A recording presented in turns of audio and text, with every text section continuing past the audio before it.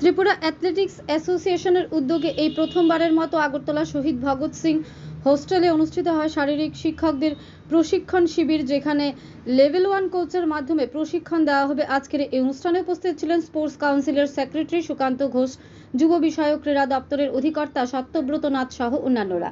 Bureau report, আরি, Dharmanagar. Tripura athletics association দ্বারা আয়োজিত দুদিন ব্যাপী স্টেট টেকনিক্যাল অফিসিয়াল কাম ক্লিনিক যে অনুষ্ঠিত হচ্ছে, সেই উপলক্ষে রাজ্যের বিভিন্ন কর্নার থেকে 105 জন প্রতিনিধি নাম নথিভুক্ত করেছেন। এর মধ্যে অনেকে রেলে এবং বাসে আছেন।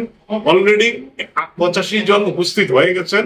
এখান থেকে রাজ্যে অনুষ্ঠিত ন্যাশনাল গেম হোক, নর্থ ইস্ট গেম হোক এবং অ্যাসোসিয়েশন লেভেল কোনো মিট হোক, ওখানটায় রেফারিরা এবং যারা পরীক্ষা দিয়ে দুদিন ব্যাপী যে কর্মশালা, এখান থেকে পরীক্ষায় উত্তীর্ণ হয়ে ওনারা রাজ্যের বিভিন্ন গেমসে অর্থাৎ অ্যাথলেটিক অ্যাসোসিয়েশনের স্টেট মিট হোক, ফেডারেশন দ্বারা আয়োজিত কোনো মিট হোক, নর্থ ইস্ট হোক, ইস্টার্ন জোন হোক, ওখানটায় অফিসিয়েটিং করতে পারবেন এবং এই প্রত্যাশা আমার আছে।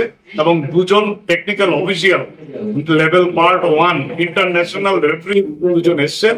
এর মধ্যে একজন বাদুরিয়া সাহেব মুর্শিদাবাদ থেকে ওয়েস্ট বেঙ্গল এবং একজন শিলিগুড়ি থেকে বোস সাহেব, ওনারা এবং ডক্টর কৃষ্ণেন্দু ধর ত্রিপুরা ইউনিভার্সিটি থেকে, উনিও ইন্টারন্যাশনাল লেভেল 1 টেকনিক্যাল অফিসিয়াল। ওনারা 3 জনে মিলে আমাদের রাজ্যের বিভিন্ন কর্নার থেকে যারা অ্যাথলেটিক্স এর প্রশিক্ষকরা এসছেন এবং কোচেসরা এসছেন, শারীরিক শিক্ষক শিক্ষিকারা এসছেন, 2 দিন ব্যাপী ওনাদের এই কর্মশালা করবেন এবং এখানটায় পরীক্ষা হবে, উত্তীর্ণ হবেন এবং ওনারা পরবর্তী সময়ে রাজ্যে যতগুলো মিট অনুষ্ঠিত হবে অ্যাথলেটিক অ্যাসোসিয়েশন সেই আয়োজনটুকু করেছে এবং আগামী দিনে ওনারা দক্ষতার সঙ্গে বিভিন্ন মিটে ওনারা অফিসিয়াল করবেন বলে আমার প্রত্যাশা। এই 2 দিনের যে কর্মশালা, সেখানে কি শেখানো হবে? এখান থেকে আপনার টাইমিং সম্পর্ক থেকে শুরু করে এবং যতগুলো স্প্রিন্ট ইভেন্ট হবে, বিভিন্ন ইভেন্ট, অ্যাথলেটিক্স এর 120 খানা ইভেন্ট নিয়ে আমরা স্টেট মিট করব। 150 কাছাকাছি ইভেন্ট রয়েছেন।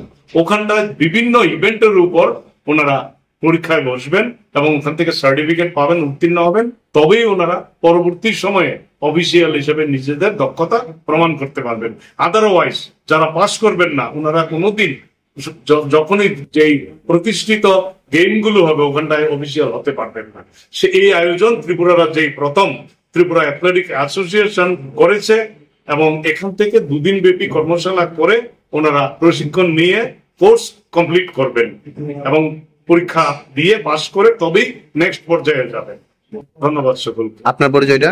Myself Apu Roy, secretary Tripura athletics association. Thank you.